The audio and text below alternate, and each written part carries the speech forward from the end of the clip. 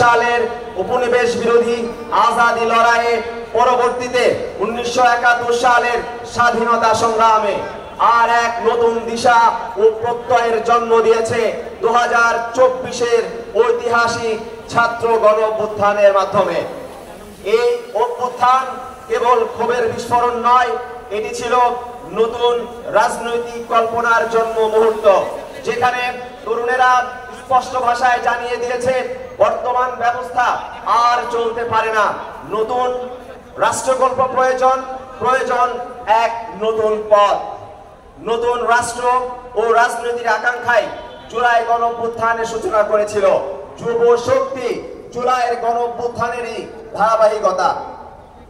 আমরা চাই দায় ও দরদের রাজনীতি, যেখানে নেতৃত্ব মানে দায়িত্ব গ্রহণ, সহানুভূতিশীলতা, সহনশীলতা এবং নাগরিক সমস্যার সমাধানের উদ্যোগ। দায়িত্ব, সহানুভূতি ও মানবিকতা ছাড়া রাজনৈতিক জনগোষ্ঠী গড়ে তোলা সম্ভব নয়। দায় ও দরদের রাজনীতি অধিকার ও সংহতি প্রতিষ্ঠা করে। তাই দায় ও দরদের অনুশীলন আমাদের রাজনীতির অন্যতম নৈতিক ভিত্তি হবে ইনশাআল্লাহ। আমরা চাই এমন এক বাংলাদেশ যেখানে নাগরিক মর্যাদা শুধু কাগজে নয়, বাস্তব জীবনে প্রতিফলিত হবে, যেখানে রাষ্ট্রের সকল ভাষা, সংস্কৃতি, ধর্ম ও জাতিসত্তার মর্যাদা দেবে, যেখানে সাম্প্রদায়িক সম্প্রীতি কেবল স্লোগান নয়, রাষ্ট্রীয় নীতির ভিত্তি হবে, যেখানে যে কোনো প্রকার ধর্মবিদ্বেষ ও উগ্রতাকে পরিহার করে বৃহত্তর জনগোষ্ঠীর ধর্মবোধ ও সামাজিক নৈতিক মূল্যবোধের প্রতি শ্রদ্ধাশীল থেকে আমরা সম্প্রীতি, ইনসাফ ও নাগরিক মর্যাদা প্রতিষ্ঠা করব ইনশাআল্লাহ। বাংলাদেশ পন্থা আমাদের রাজনৈতিক চিন্তার স্বতন্ত্র মেরু, যা বাংলাদেশের ইতিহাস, ভূগোল, সংস্কৃতি, অর্থনীতি ও মানুষের সংগ্রাম থেকে উচ্চারিত এক সার্বভৌম রাষ্ট্রচিন্তা। এটি একাধারে ফ্যাসিবাদ বিরোধী এবং আগ্রাসন বিরোধী রাজনৈতিক পথ, কোন গ্লোবাল শক্তির ছায়ায় নয়, বাংলাদেশের নিজস্ব দিশা, আত্মমর্যাদা ও জাতীয় স্বার্থে বিশ্বাসী। বাংলাদেশ পন্থা মানে হলো এমন এক কৌশলগত অবস্থান যেখানে দেশের নীতি নির্ধারণ হবে দেশের ভেতরের বাস্তবতা, জনগণের চাহিদা এবং ভবিষ্যৎ প্রজন্মের স্বপ্নকে কেন্দ্র করে।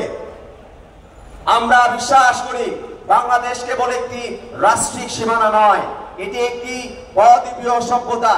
এই বহুদ্বীপীয় সভ্যতা আমাদের ভূগোল নির্ভর, ভাষা ও সংস্কৃতি ভিত্তিক এক ঐতিহাসিক সত্তা, যা পাহাড় থেকে নদী পেরিয়ে বঙ্গোপসাগর পর্যন্ত বিস্তৃত। বঙ্গোপসাগর কেন্দ্রিক অঞ্চল জুড়ে সাংস্কৃতিক, ভৌগোলিক, কৌশলগত শক্তি হিসেবে নেতৃত্ব দিতে হবে এই বাংলাদেশকে। সেই নেতৃত্বকে গ্রহণ করতে হলে বাংলাদেশ রাষ্ট্রের সভ্যতাগত রূপান্তর প্রয়োজন। আমরা বিশ্বাস করি দক্ষিণ এশিয়ায় নতুন পথ দেখাবে এই বাংলাদেশ। আমরা চাই একটি জাতীয় অর্থনীতি যা কেবল প্রবৃত্তির হিসাব নয়, ইনসাফ ও সমতার ভিত্তিতে গড়ে উঠবে, যেখানে কাজ, শিক্ষা, স্বাস্থ্য ও প্রযুক্তি হবে সবার নাগালের মধ্যে। রাষ্ট্রে তরুণদের কর্মসংস্থানের ব্যবস্থা করা হবে, তরুণরা উদ্ভাবনী শক্তি ও সৃজনশীলতাকে কাজে লাগানোর সুযোগ পাবে। দুর্নীতিমুক্ত ও মেধাভিত্তিক একটি রাষ্ট্র কাঠামো গড়ে তোলার জন্য যুব শক্তি কাজ করবে। আমরা চাই গণতন্ত্র ও সুশাসনের এমন কাঠামো যা কেবল ভোটে সীমাবদ্ধ থাকবে না, বরং প্রতিটি সিদ্ধান্ত, আইন ও নীতি জনগণের অংশগ্রহণ থাকবে। নির্বাচন কমিশন স্বাধীন হবে, বিচার বিভাগ হবে দল নিরপেক্ষ এবং স্বাধীন, স্থানীয় সরকার হবে ক্ষমতা সম্পন্ন এবং তথ্য প্রযুক্তির মাধ্যমে সরকার হবে স্বচ্ছ ও জবাবদিহিতামূলক। যুব শক্তি মনে করে তরুণ নারীরা শুধু অংশীদার নয়, তারা হবে নতুন প্রজাতন্ত্রের নেতৃত্বের মুখ। পরিবার, কর্মক্ষেত্র, রাজনীতি ও আন্দোলনে তাদের উপস্থিতি বাধাগ্রস্ত নয়, মূলধারায় পতিত হবে। জাতীয় যুব শক্তি চায় এমন রাষ্ট্র যেখানে নারীর সাহস, সিদ্ধান্ত ও সক্ষমতা বাধাহীনভাবে বিকশিত হবে। নারীর প্রতি সহিংসতা নয়, নারীর হাতেই হবে সমাজ ও রাষ্ট্রের পুনর্গঠন। একই সাথে আমরা স্পষ্ট করে বলি, রাষ্ট্রের নিরাপত্তা ও সার্বভৌমত্ব কেবল সেনাবাহিনী বা নীতি নির্ধারকদের দায়িত্ব নয়, এটি তরুণ প্রজন্মেরও রাজনৈতিক ও নৈতিক অঙ্গীকার। রাষ্ট্রের নিরাপত্তা ও সার্বভৌমত্ব রক্ষায় তরুণদের অংশগ্রহণ একটি কৌশলগত অপরিহার্যতা। সীমান্ত রক্ষা থেকে শুরু করে তথ্য সংগ্রাম, জলবায়ু বিপর্যয়, খাদ্য ও প্রযুক্তি নিরাপত্তা, সবখানে তরুণদের সক্রিয় ভূমিকা ছাড়া সার্বভৌমত্ব রক্ষা করা অসম্ভব।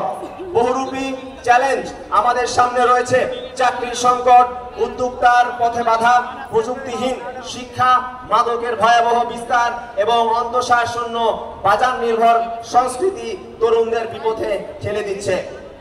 আমরা চাই এই সংকট মোকাবেলায় রাষ্ট্র বিনিয়োগ করুক, সৃষ্টিশীল কর্মসংস্থান, উদ্ভাবনী উদ্যোগ ও নৈতিক শিক্ষা প্রশিক্ষণে।